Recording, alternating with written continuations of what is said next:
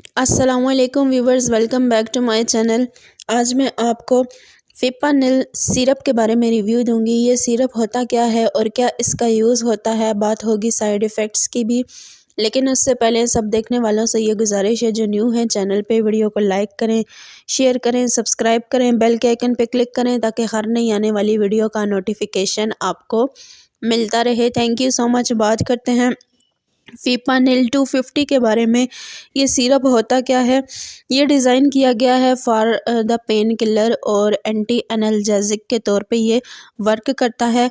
और इसके अंदर पाया जाने वाला जो इसका एक्टिव इंग्रेडिएंट है वो पैरासीटामोल है, और ये तकरीबन 60 ml में अवेलेबल होता है। उसके अलावा भी ये काफ़ी फ्लेवर्स में आता है और काफ़ी mls में अवेलेबल होता है। हम फिपानिल 250 बनाना फ्लेवर के बारे में बात कर रहे हैं कि ये बेसिकली क्या चीज़ होती है, और ये था इसका इंट्रोडक्शन। अब हम बात करते हैं इसकी वर्किंग और इसके यूजेस के बारे में, कैसी कौन सी कंडीशंस में ये बेस्ट होता है। फिपानिल 250 oral suspension banana flavor is an analgesic used in children to relieve mild to moderate pain symptoms of cold and flu and to help reduce a fever. It contains paracetamol as an active ingredient that help relieve pain and lower body temperature. यानी कि इसके अंदर जो paracetamol पाया जाता है ये mild to moderate pen के लिए डिज़ाइन किया गया है। यानी आम से आम दर्द और ख़ास किस्म का जो बॉडी में सवेर किस्म का पेन होता है उसके लिए भी ये बहुत बेस्ट होता है। अब हम बात करते हैं कि ऐसी कौन सी कंडीशंस हैं जिसमें इसको इस्तेमाल में लाया जाता है। अगर तो आपके सर में दर्द है या सर में दर्द रहता है, या आपके आधे सर में दर्द है, या आपको बेचैनी रहती है, माइग्रेन के इश्यूज़ हैं आपको, तो उस कंडीशन में आप इसको इस्तेमाल कर सकते हैं।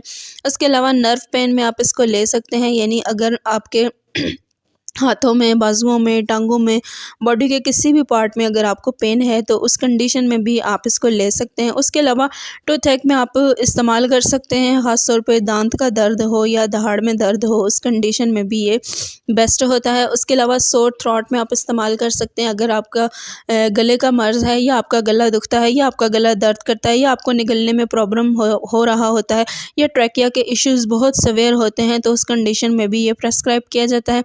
उसके अलावा फीमेल्स के अंदर जो पीरियड्स के पेन होते हैं या मेंस्ट्रुअल सिंड्रोम्स होते हैं, उनको आफ्टर मेंस्ट्रुअल पीरियड या बिफोर मेंस्ट्रुअल पीरियड, तो उस कंडीशन में भी ये प्रेस्क्राइब किया जाता है।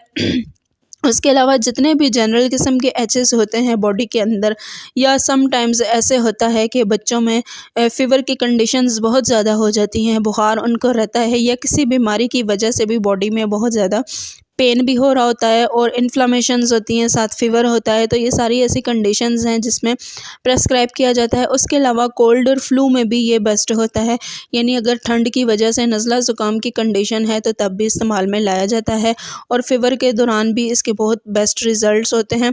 इसको इस्तेमाल का तरीक़ाकार ये है कि 6 साल से लेके 12 साल की उम्र तक जितने भी बच्चे हैं उनको आप 2 टाइम ये दे सकते हैं। अगर बीमारी की नौयत ज़्यादा है तो आप 3 टाइम में भी इसको इस्तेमाल कर सकते हैं।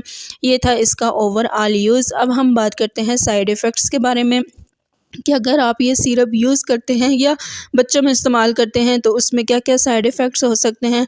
मैदा डिस्टर्ब हो सकता है, एब्डोमिनल पेन हो सकता है, उसके अलावा गनुदगी आ सकती है, और उसके अलावा थोड़ा बहुत फैटिक की कंडीशन हो सकती है, टायर्डनेस हो सकती है। ये था ओवरऑल इसके बारे में रिव्यू। अगर इन्फॉर्मेशन अच्छी लगी हो तो हमारे चैनल को सब्सक्राइब